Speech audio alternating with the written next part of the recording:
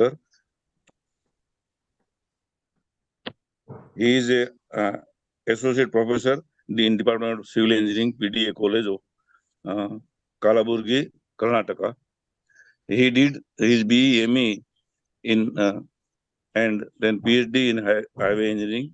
He is connected with the UHV since 2021, working as a coordinator of UHV cell in the institute and volunteering as a regional coordinator in SWR. With this brief introduction, I welcome Dr. Amrish Patil and over to Amrish Patil. Thank you. Yeah. Thank you, Dr. Vipara. Today, we all have joined for the Universal Human Values panel discussion pertaining to the implementation part. In the last 2 days of deliberations that had gone through, on the first day, we emphasized on the need of the value education in the higher courses, and in the second day, we emphasized on the vision part. So if you just try to look in what was the discussions, and most of the delegates were of the opinion that the priorities of the values over the skills in education is being to be ensured. So this is going to lead for the right understanding in every child, the capacity to live in relationship with other human beings, the capacity to identify the need of the physical facilities. So once when this is helping for every child, the skills and practices for the sustainable production do happen as an outcome, and the right utilization of the physical facilities will commence. This could lead for the feeling of prosperity in every individual. If you just look in the basic guidelines of this value education, we are able to see that these are governed on universality, rational, verifiable, and leading to harmony. The vision of holistic value-based education is at 2 different levels. One at the individual level, where the transformation of the human consciousness from the lower level of consciousness to human consciousness is what is to be the vision, and the societal level, it is the transformation of a humane society. And also look for the common graduate attributes which are linked with the holistic vision of life, social responsible behavior, environmental responsible work, and ethical human conduct, and it would also lead for other aspects. Now, on today's discussion, we are trying to focus on the implementation part.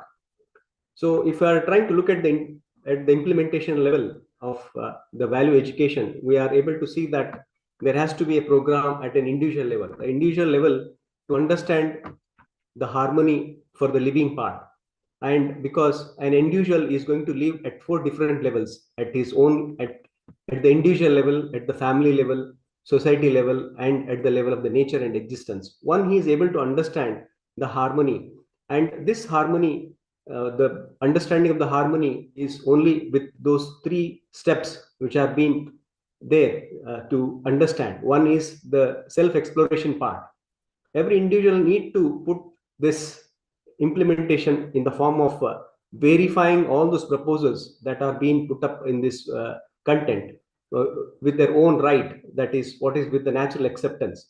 And this process of self-exploration help for right understanding of the harmony, and once one is able to understand the harmony, and he starts living with, and he starts feeling, and his thoughts of harmony will be there, and that would lead for the harmonious behavior and work and participating in the larger order. This self-exploration will help for the self-awareness. That self-awareness, that is what type of, he being aware of what are the desires, what are the thoughts, what are the expectations that happen in his imagination at every moment. If he is aware, then that would lead for those thoughts and expectations and desires in line with the natural acceptance. That is what is going to be the 3rd step, that is the self-evaluation, evaluating the desire, what are the thoughts and what are the expectations at an individual level. So this is a discovery of an individual, that is what I am and what to be and what I want to be. That is checking with my natural acceptance, that is of looking for my own intentions. And once when I'm able to discover, then I transform myself. The transformation is what I am, what is that our expectations, and what is that is my competence today, and where I need to transform, what I want to be, and what I am. If there is a gap, I need to work at that level. So that is what is the program of action at an individual level. Now, when we are discussing the program of action at the level of the society, it can be the people's education program for the adult. So the people with right understanding and right feelings, when they are trying to help the others, the parents, the teachers, and the policy makers with this content of universal human values, with the right feelings and right understanding in himself, then this would help the community, the people around with whom we are interacting. And the second level of action at the society level can be the education program, which is the education sanskar, the program that is especially for the children's. There, the people with right understanding and right feelings, with those teachers getting into the content part of the living part with the values, will try to help the people with definite human conduct with competence and participate at the universal humane order. Now, the third level of implementation of this action plan at the level of the society can be the undivided society working for the humane order, or the universal humane order program, which is there fulfilling the humane goal at the level of the society, where every individual can work for the right understanding and right feeling, so that it leads for his harmony. And with that harmonious living, he works at the level of the family, it would lead for the prosperity. And with the prosperous families living together, can lead for the fearlessness and the trust in the level of the society. And the fearlessness society can go for helping or knowing and living with the coexistence with the nature and the existence. So how this is how the families can work for the towards the harmonious living at the level of the family cluster, and the family cluster could lead for the harmonious living at the level of the village, and the village can lead for the village cluster and the nation and the world family, for which we are all working for.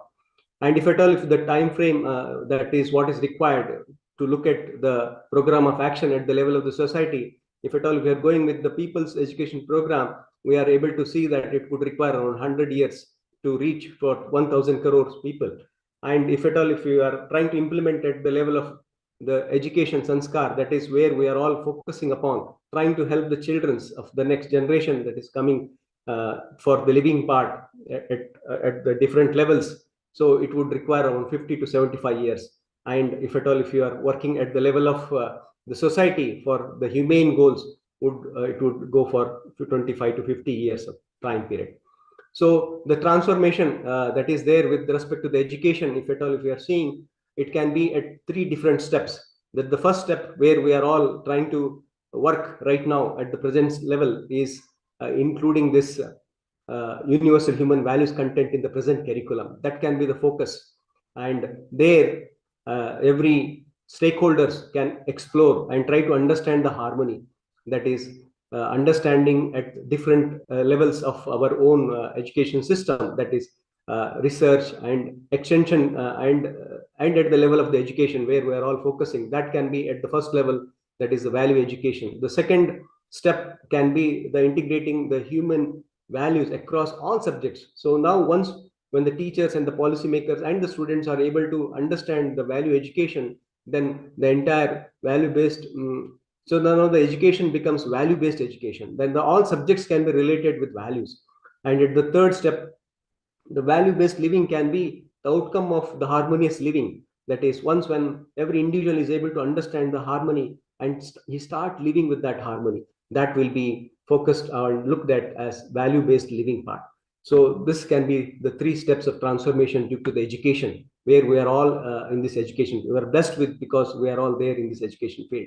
Now, if you're looking at the programs, that the steps are being taken by the Value Education Foundation, if there is a lot of work being done till now, that is promoting those programs like Students Induction Program, SIP, which holds a critical part in the freshers who come to the graduate level institutions, where it is there focused by AICT that the program should run at the freshers who are getting admitted to the engineering colleges.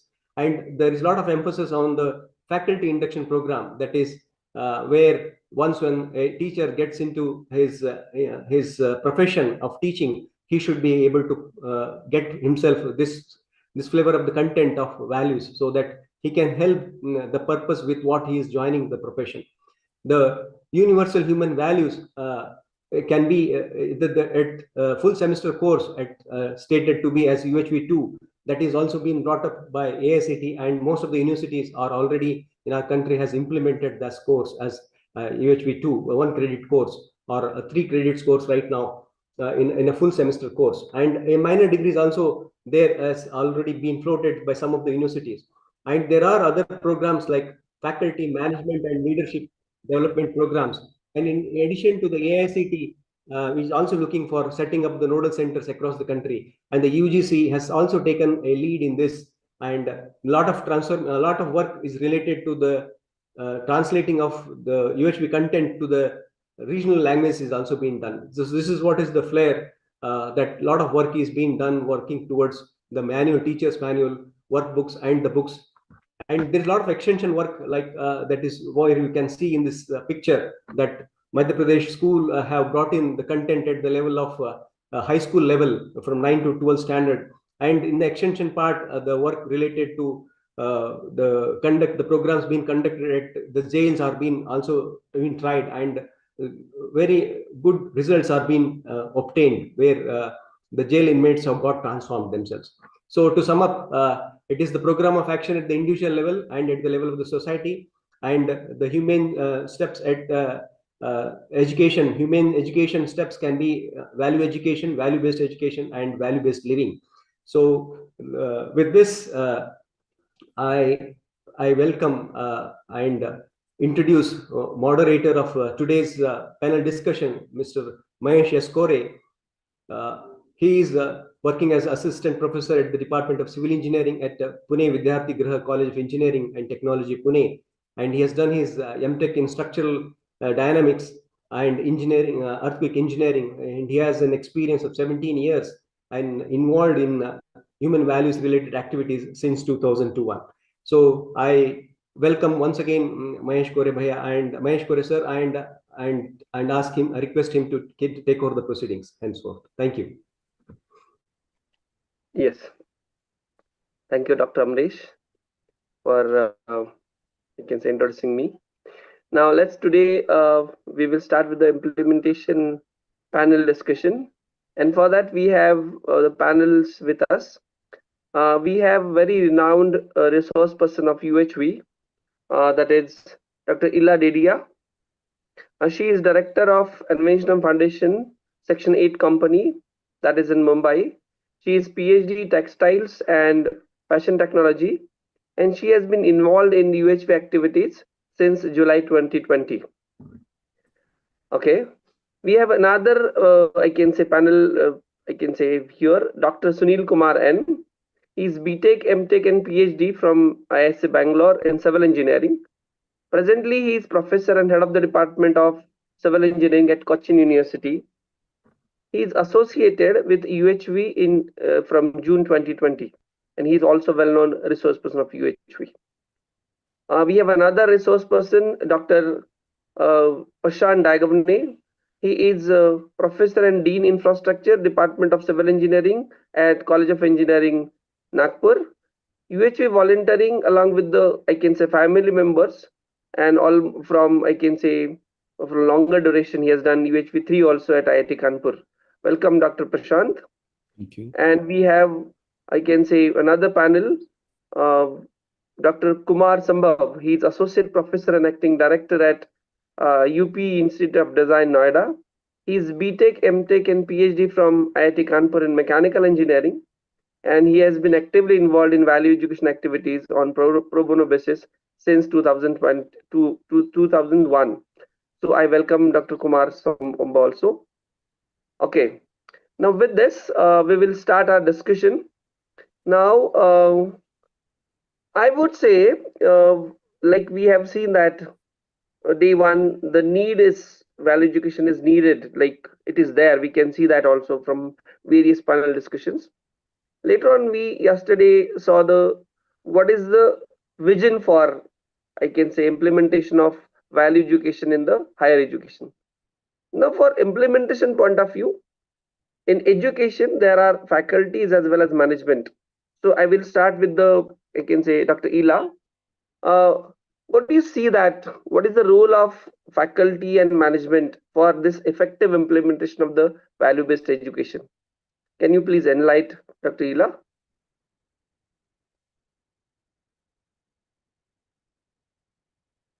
Am I audible? Yeah, Mahesh. Yeah, you are audible. I think Dr. Ila has got disconnected then. Yeah. So meanwhile, can we, I can say, ask this question to Dr. Prashant.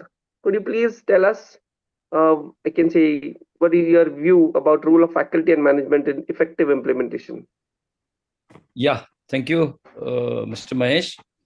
The very current situational question, because as we see, we have seen in the keynote lecture also, and the as we are coming to this third day of this conference, that the implementation part of this international conference, the major role of this, whatever is we have seen the need vision, now it is to be implemented, and that implementation is through the faculty only. So faculty means what? Unless and until the faculty is developed, the faculty, as I am the faculty member for last 36 years, if I am not having the knowledge of this UHV, then I cannot transfer it to the students. And for that, the role of my management is also very much necessary.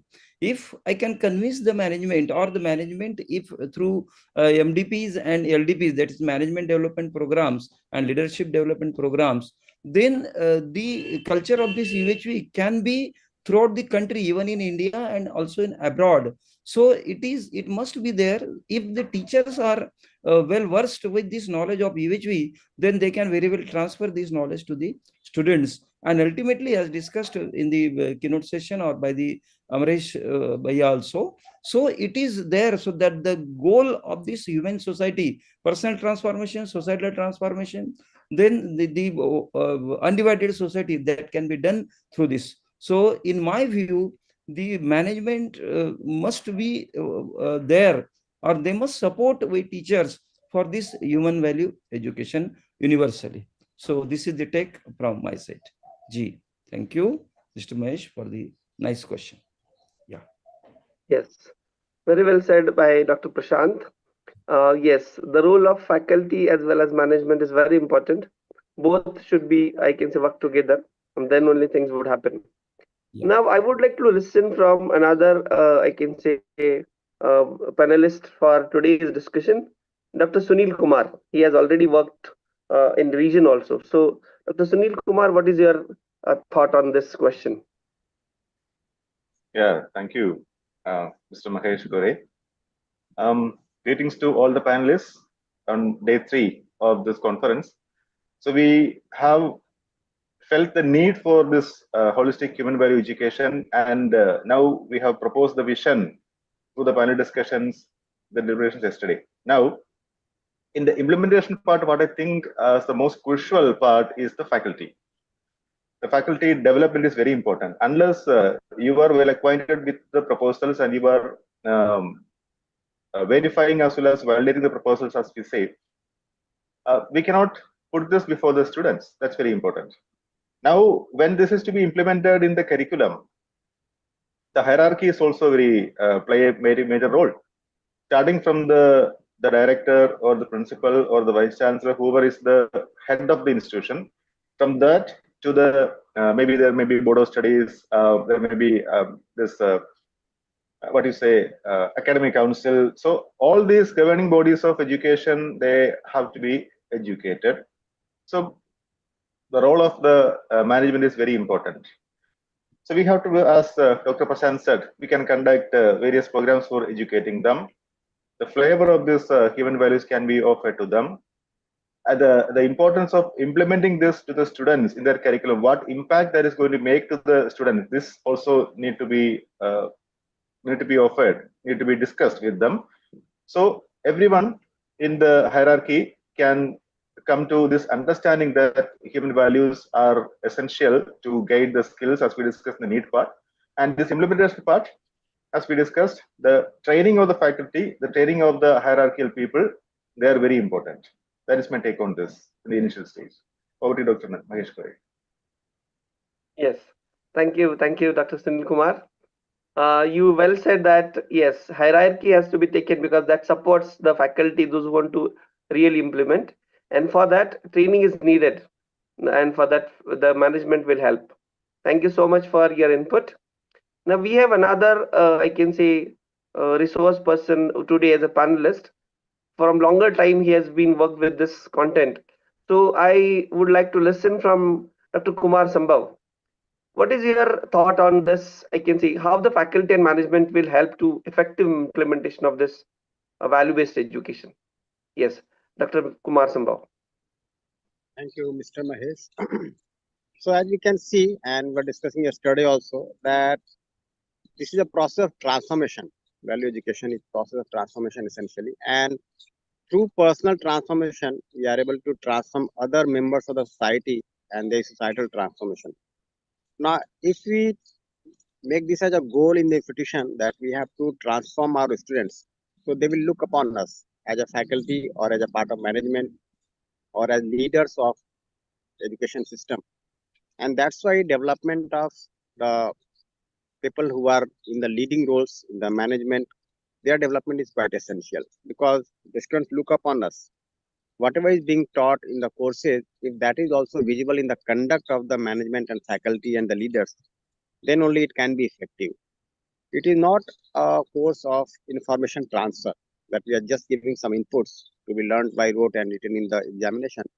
Rather, we are trying to modify the conduct of the students, their thought, their behavior, their work, and essentially working for their right understanding and right feeling. So that has to be quite vivid in the conduct of the management faculty, and that's why such programs are quite essential. If you look at the efforts being made across the country, so we have been organizing leadership development program, management development programs, faculty development programs on a regular basis.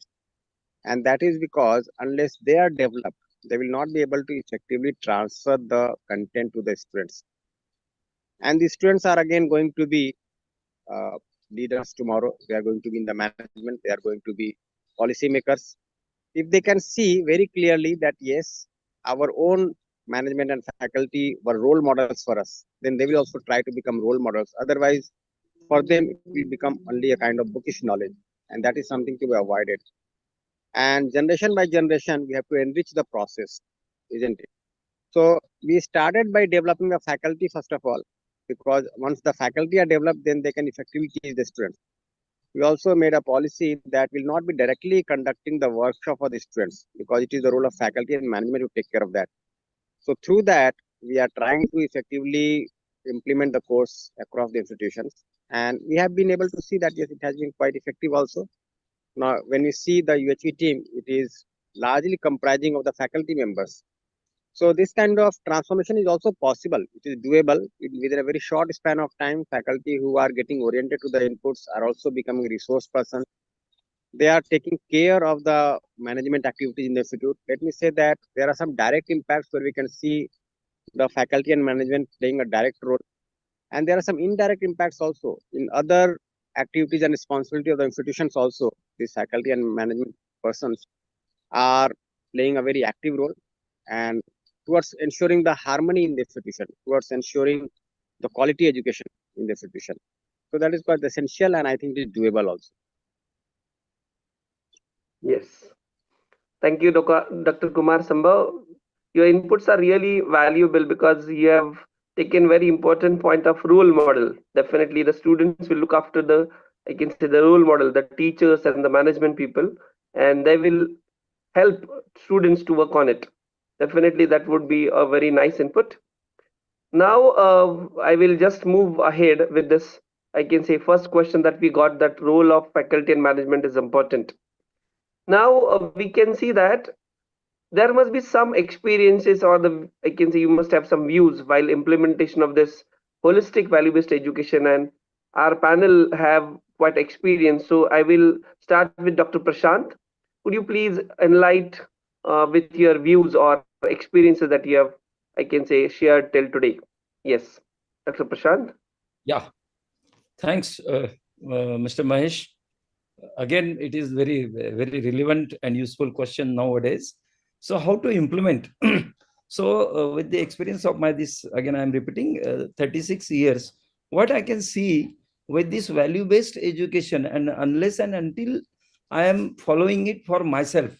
So while following this, what I have started the strategy in my campus, I started when the student enters in first year itself. So with this student induction training program, I have given them the opportunity to work with the nature. And every one students who is coming at the 300 students are coming at the first year. So at least some of means 50% or around 200 of them maybe means they are carried to the ground along with the periphery of the college. I have made the arrangement being Dean Infra there, and every year now, so likewise around 1700 trees are come up during this last 4-5 years in my campus. You also have seen as the observer in my college. And second experiment is that FDPs. So I have conducted FDP to train the teachers of the Nagpur region along with the all over India with the help of AICT and these AICT resource persons. So I think in my view, my experience says that unless and until I go for it. And the third is I am implementing the minor projects for the students with the value-based education. Yesterday I discussed in the vision also. So if I am doing this implementation through project, just as solid waste management, or you can say urban green space analysis of my campus. Means campus of GCON is analyzed with the urban space or plantation requirement. Secondly, the solid waste management of the campus. So with these experiences, I can show to the students that if you are doing the real things value based or the universal human value based, it will useful for the coming society. That's all for myself. Mahesh, for giving me the chance. Namaste.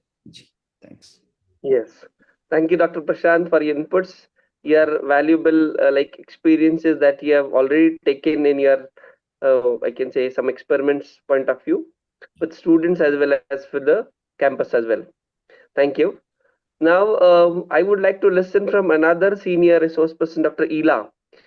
That is, what is your views or experiences that you have seen while implementation of this holistic value-based education? Dr. Ela? Yeah. So there have been different type of experiences.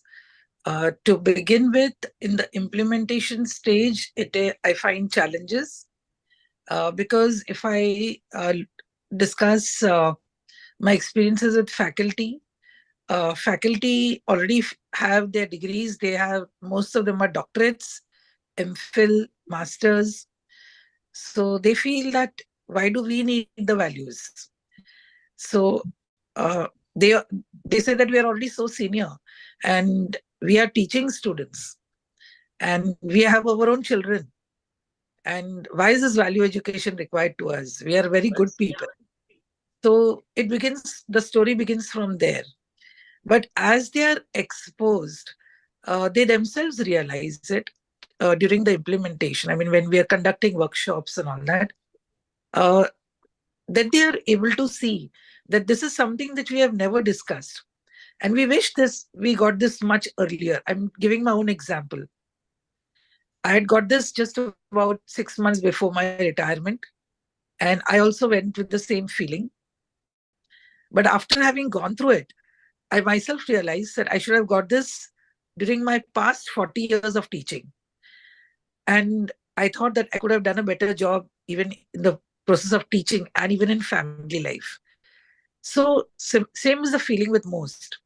With students also, it is exactly the same. They retaliate initially, but as they go by, because they're sitting in the back bench or they want to miss classes and all that.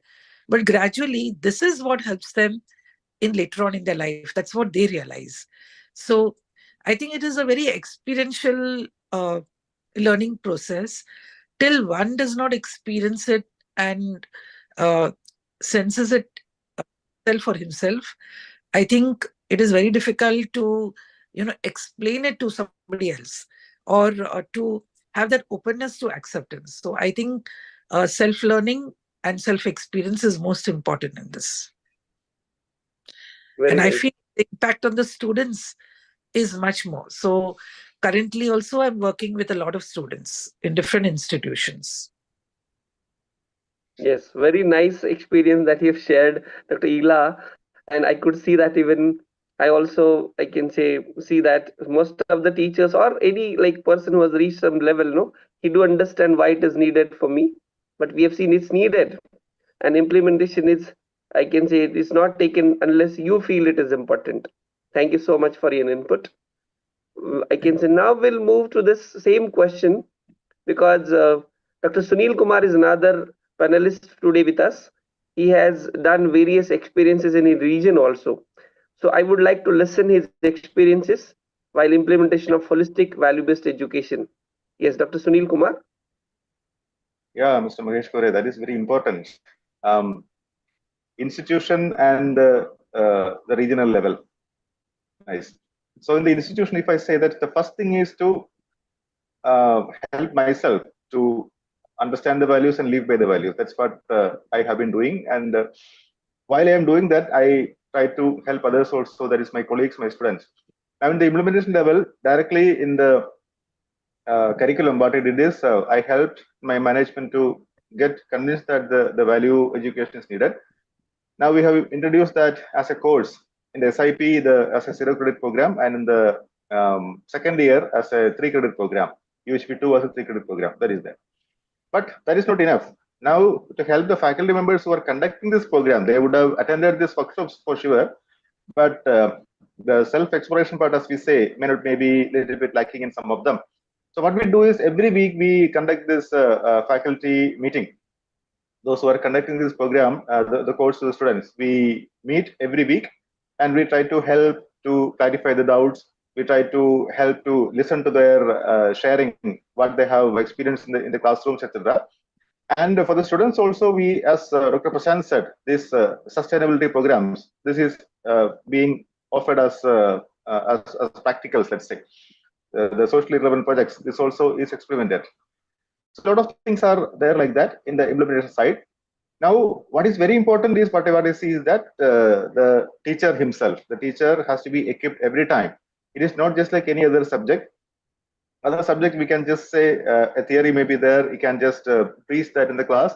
But preaching is not going to help in this human value education unless you practice it. Unless, as Dr. Kumar Sambhav said, unless you are a role model for this value education, it may be a bit difficult to implement that. So these are some of the efforts. Over to you. Thank you. Yes, it's very inspiring to listen that from starting from the management, convincing them and taking to the faculty, taking the training programs, not only that, taking their like regular updates. This all efforts you have taken is very inspiring for us also, and that is very but needed for implementation of this. Thank you so much again for your inputs. Now I can say with this, we have another resource person today for as a panelist who has worked from 2001. Like it's a big time he has been working in that, and he must have seen various experiences. So we would like to listen from Dr. Kumar Sambhav about his experiences while implementation of this value education. Yes, Dr. Kumar Sambhav. Yeah, thank you, Mr. Mahesh. So since you are talking about the experience, so let me cite a few things that I came across. Essentially, when we were trying to include inputs in human values in the regular academic curricula, then there were lots of questions. Can values be taught? Can values be taught through classroom inputs? Do we need to conduct examinations? Will the marks really reflect on the conduct of the students?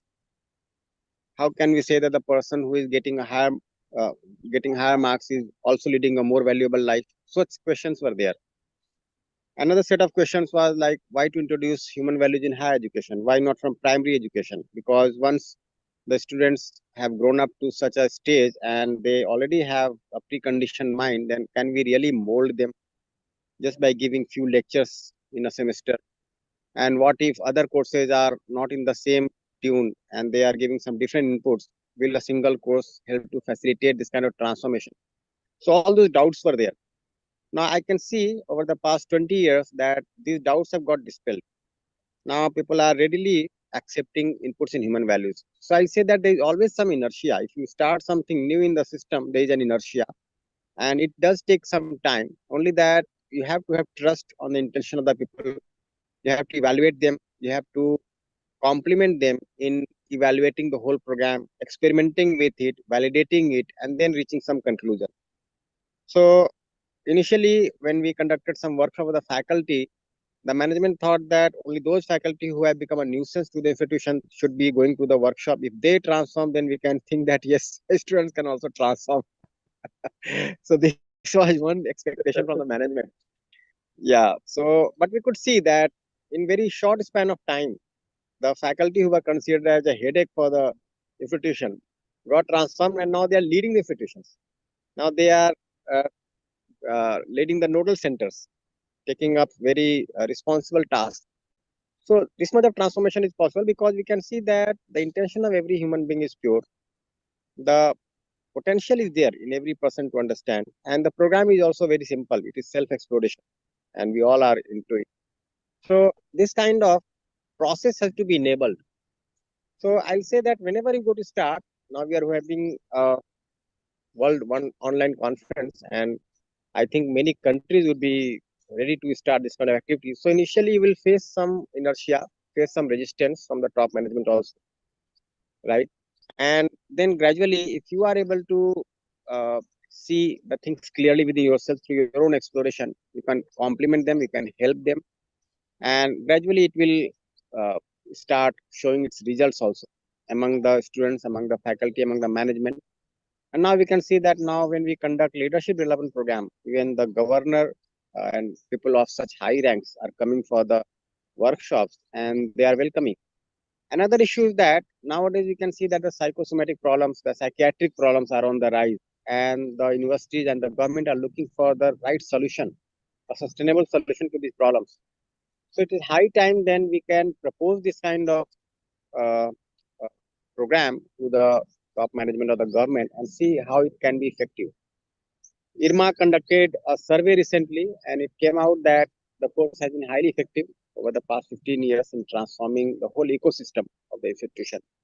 So this kind of possibility is there. So my experience says that it is very much possible. And as Mr. Amresh was also sharing, that if we try to make it effective through formal education, within 50 years or so, we can see a very kind of uh, visible impact in the society. Only that we are presently working in education, we have to take it forward to other systems in the society. Now, presently, we are also having workshop for health people, the faculty who are running the health program to the colleges. Gradually, it can go to other sections of society also. So this kind of possibility is there. So my experience shows that I'm very optimistic about it. Thank you. Yes. Thank you, Dr. Kumar Samba, for very elaborative and so much experiences. I could correlate also at institution level how people has been deputed to such kind of workshops only with some thought process in their mind, and how we can tackle it. Rather, you have given the, I can say, or created another question in our mind. Definitely, implementation has whenever we go for any implementation, there is little inertia. So there will be little difficulties. So thank you for input, and thank you for new question also that is in my mind. Now I would like to listen from Dr. Ela that there will be certain hurdles or difficulties are there, that as Dr. Kumar Sambhav said, while any implementation. So what are the difficulties or hurdles there in ensuring this value-based education according to you, that I want to listen? And if it is there, how you will see that, how we can overcome to those hurdles? Yes, Dr. Ela. Rather than putting them even as hurdles, these are new acceptances that people have to develop. Basically, accepting new kind of curriculum, new subjects, new workshops, new student induction programs, which people are not used to. So I think that whenever something new is coming, people need to understand what that entirely is before they fully accept it. So till people do not understand, I'm talking about policymakers, for example. So till they do not understand it, they will not vouch for it, they will not promote it. So it is our duty to expose them completely to it. Now, how will we do it? Because policymakers do not have the time. That is the major thing. They're busy with many other things. And to run an entire educational institution, organization, university, we understand that they will not have that kind of time. But if put in the right efforts, there are a lot of short-term leadership programs, like a one-day leadership program. There are 2 days, 3 days. They can be tailor-made also. So if such programs can be, they can be exposed to that, definitely once they understand what the whole thing is, sometimes even through a half an hour session, policymakers have taken decisions, big decisions. So I think our responsibility of facilitating this entire process is very important, whether it is even within the faculty. So every institution may have some who have gone through it and some who have not gone through it. So there would be challenges from the ones who have not gone through it. So our responsibility is to see to it that everybody is exposed to this. And once they're exposed, I think they make the way much easier for all of us. In fact, they are the ones who they march ahead. On their own, they become so proactive. I've seen these examples, many examples of faculty who have gone ahead and brought in transformation in the entire institution. And you would have seen that also in the sharing sessions in the institutions and amongst individuals. So I don't look at it as hurdles, but I definitely see that we have to have a vision to work towards it. So if we have the right vision, then this implementation will not be difficult. So if we work step by step towards it, I think it is doable. It is possible. Thank you. Yes. Thank you, Dr. Ila. You are very, I can say, optimistic. You have seen that it is acceptance. It's not hurdle, basically. The word I found it very, I can say, important. And you've seen that it is possible, definitely, if you work on it. Thank you, Dr. Ila, for your, I can say, sharing. Now, we have another person who has again worked for, I can say, region also. So I definitely find there must be some hurdles you must have faced. And I would like to listen from Dr. Sunil Kumar that what are the difficulties that you found in this implementation? And if it is there, how you would have overcome? You may, I can say, share your difficulties, experiences. Dr. Sunil Kumar. Yes, Mr. Mahesh, there are difficulties for sure. In any, as Dr. Kumar Sambhu said and Dr. Ira said, there are difficulties. Whenever something is introduced in the system for the first time, there is this resistance from people because whatever they have been used to, it is now there is some change in that. Particularly the difficulty with the management, as Dr. Ila said, so I don't need to dwell upon that. So we need to have this senior management who are adamant that this is the education system, so we do not need to change that. So convincing them, helping them may be a bit of a difficult task, but it is possible, as Dr. Ila said, within a half an hour or so, the management could change their decision. So the possibility is there through conducting these workshops. I mean, that is one thing. Second thing which I see as very important is the language. So now we offer this education in the common language, English. And if you look at the country India, India is a very versatile country with a lot of vernacular languages. So in many states of the country, we offer this education in the local language, the vernacular, the local language. So it is very important to convert, rather translate the content into the regional languages, and that is happening. It is a long process, but it is happening. But at the same time, the faculty members who are well acquainted with this value education and they are working for their own personal development, they can offer this value education in their own language. And that is what I am doing in my stage. Not just to the students, not just to the teachers, not just with discussions, but it is also being offered to the people in society. So family workshops are being conducted. The workshops for other students, online and offline, polytechnic students, many of these students are being in this realm. So offering this in the local language is very important. That is another thing. Then the teachers going back to the sanskar. Many times we see that the value education is being offered, but the teachers may go back to their previous sanskar. This is something to be looked into. So there also are possible source of coming back to the value education from the previous Sanskar. Living role models of UHV is another thing. So people who are preaching this subject may not be actually living in that. So it is very important for those teachers to come to this to become living models. I try to be such a person and help others also in this realm. It is very important to have this societal education. So these are some of the things which I see as hurdles in the implementation part, but there are solutions also we can offer them. Okay, over to you, Mahesh. Yes, thank you so much, Dr. Sunil Kumar.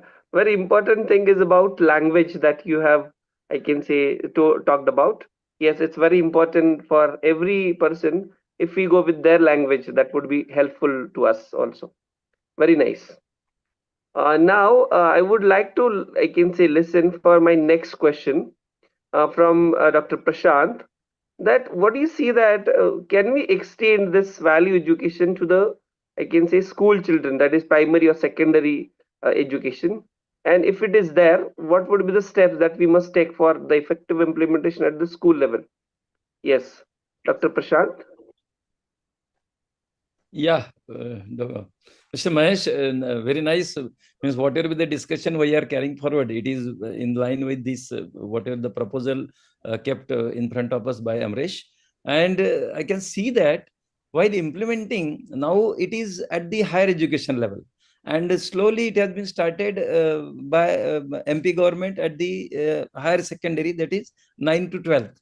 But in my view, what your question is for the primary level, yes, if it is started with the primary level, it will be easier for us, since the students which we are coming, because we are the teachers of the higher education level. So if that student is given the concept at the primary itself, for that if we train the teachers at the primary level itself, which has been started also, so the concept of this value education is given to the students, and at the same time from their home also, as we have seen the statistics of the parents also, parents and all children. So through their home, if it is there, so naturally, so in my view, the primary education is a must, but definitely it is not that easy. It will take so much time, because there are so many primary schools and there is a need of the books also, and the transformation of the knowledge, because currently it is not in the all over in the regional languages. So but it is there. So directly teaching to that grown up student, which is having the concepts of not having the wrong concepts about the prosperity, if this prosperity concept is given at the primary level itself, then the student will understand. It can be started with that pencil also, whatever the pencil is using for this drawing work, he can have this, know that pencil cannot be thrown away and it is to be used. So I think it will be very much useful for this further development of the human society. Thanks, Umesh. Yeah. Yes, thank you, Dr. Prashant. You see that it is possible at school level also, we can take that. Yeah. Yes. Now I would like to listen from Dr. Kumar Sambhav, because you have been taking this content longer duration at higher education. What is you see that is possibility at school education, and what are the steps that we can take up? Yes, Dr. Kumar Sambhav. So I can of course see the possibility, and as Mr. Amresh was also sharing that already experiments in school education have got started in MP for class 9 to 12. Now, if we talk about the steps, I'll say that a few steps can be listed. For example, development of the teachers who are going to teach this course. As we were discussing earlier also, that the teachers have to be role models. So development of teachers, we can say of utmost importance when we take to the school. Second thing is also orientation of the parents. Now, parents, when they send their children to school, they are looking at the physical facility in the school, whether the classrooms are air conditioned, whether the interior decoration is there in the school or not, whether the school has amenities which can be called as world class or not, all those things, whether the bus is air conditioned or not. So their mindset also needs to be changed. So another important step towards implementing the primary education would be orienting the parents towards value-based education. Thirdly, the management also. See, I can see that the management is also under utter pressure now that the people are having higher income, and then they are looking at schools just like a kind of tourist spot or something, I'll say. So the management is also under pressure how to attract more parents, more children to the schools. So once the teachers and the parents are oriented, then management will also feel somewhat relaxed, and the management will also have an orientation towards human values in a way that they need not just compete with other schools to get more and more admission. The students that they are already teaching, are they getting a better input? Are they getting prepared to lead a value-based life? Once they do this sustainably, then it will also count in the long run. So the orientation of the management is also of importance. I can also see that people who are making policies. So, for example, in India, NCF, National Curriculum Framework, is making the syllabus. We could see that even if you are able to implement such content locally, but to have a widespread implementation, the team of NCF, the team of the bodies which are making the education policies or the curricula or the syllabus or the workbooks, they also need to be oriented. So development of such teams is also quite essential. And at the core would be again the teacher, because whenever something is implemented, people try to see the impact, they try to see the outcome. And if the teachers are properly oriented, then they can also deliver within a given span of time. And then people will feel assured that yes, this is doable, this is happening. Once the outcome is there in front of the parents, the policymaker of the management, then they get optimistic about it also, and then they are very enthusiastic to take it forward. So this kind of possibility I do see, but we have to follow the steps rightly. Thank you.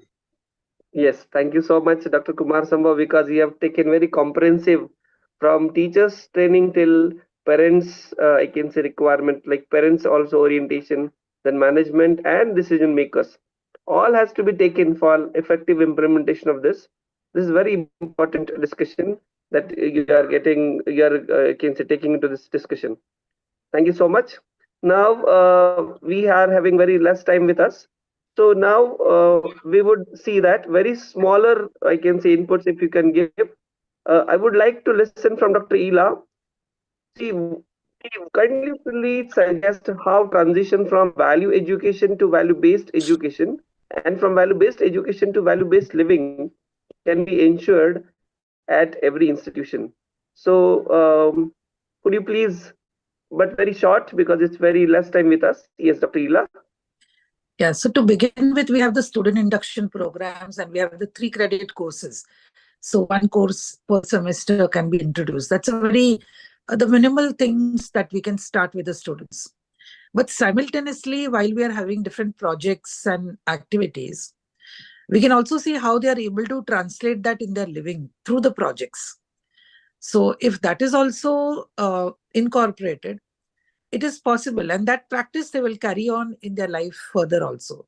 So it has to be very nicely designed based on the proposals that we are presenting to them on the values. So it can be, we can carry it forward to actionable projects to see how they are thinking, also developing. And we can keep intermittently working on the entire imagination of the students, how it can be based, it can be value based. Yes. Thank you, I'm Dr. Ela. keep it brief, yeah. Yes, thank you, Dr. Ela, for your input. It's very important. It's transition based. So now I would like to listen from Dr. Sunil Kumar. Could you please suggest the transition from value education to value-based education and to the value-based living? Dr. Sunil Kumar. Yeah, Mr. Mahesh. So the transition is a very slow process, I would say, but it is possible. So we can offer this regular programs of UHV in the curriculum. That's one thing which we discussed by Dr. Ila also. And when we include that in the syllabus, in the other courses, technical courses, we can include that, the value guidance in that. For example, sustainability in civil engineering, as you also may be noticing that. We can have this sustainability as one of the motto of any design, any structural kind of design or environmental or say geotechnical design. We can include that. And we can also devise the projects accordingly so the students are able to see, like Dr. Prashant is doing. Solid waste management or other kind of design in projects in civil engineering or other branches of engineering. So we can offer these projects so the students are able to see the value guidance in these subjects. And then in value-based living, of course, when they practice it in their living, this will automatically be transferred to their life. That's what I can say. Very big. Over to you. Yes. Thank you so much, Dr. Sunil Kumar, for your input. Yes, through projects we can take to the, I can say this at reality. Yes, I would like to listen from now, I can say Dr. Kumar Sambhav, this transition. Could you please tell us very briefly your suggestions for this transition? Yeah, so I support what has been said by other panelists, Dr. Sunil and Dr. Ila. In addition to that, let me mention that to take from value education to value-based education, a regular intervention is necessary. So presently also, if you see, initially SIP was introduced, then a course, mandatory course in the second year was introduced. Then in some of the universities, elective courses have been introduced. Now ICT has also introduced minor degree. So such regular intervention is required, one thing. Second thing, we have to reevaluate the inputs that we are giving in other courses and see whether they are value-based or not. Recently, a very good development took place that design thinking has been introduced in almost all the programs. And in that, half of the input is almost based on human values, because that human approach has to be there. The first step toward design thinking is empathy. And to develop empathy, we have to recognize the relationship rightly and see how we can fulfill it. So such regular intervention and then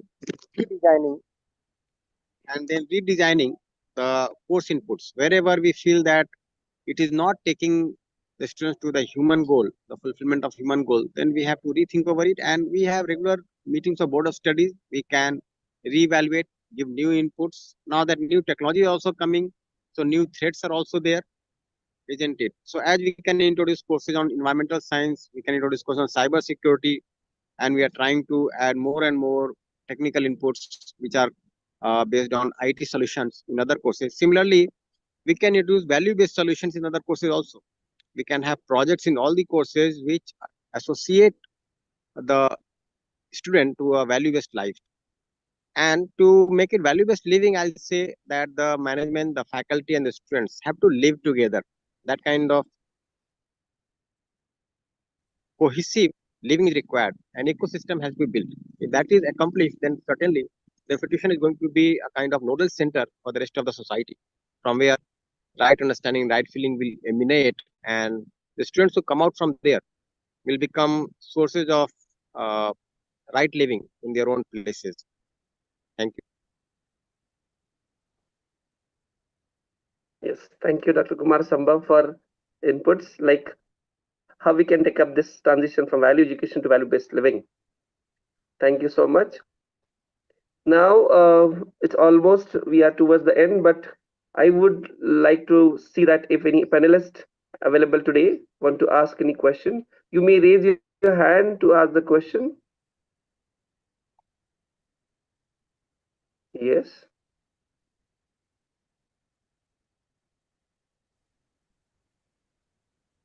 Okay. I am not able to see any panelists. There is tech team. Delegates, can you right? please tell There are me if any question? Any delegate? Sorry, any delegate? Okay. But I couldn't see anyone has raised the hand.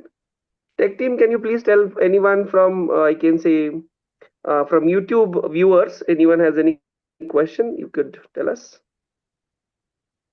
Okay. So now with this, I will go towards the sum up of this today's panel discussion. I could see that that we have discussed on what is the role of faculty and management for effective implementation of this value-based education, and we've listened the views or experiences of the panels while implementation of this value-based education. Here the difficulties or could see, but definitely I could see they are very, very, I can say positive, and they said that this can be overcome.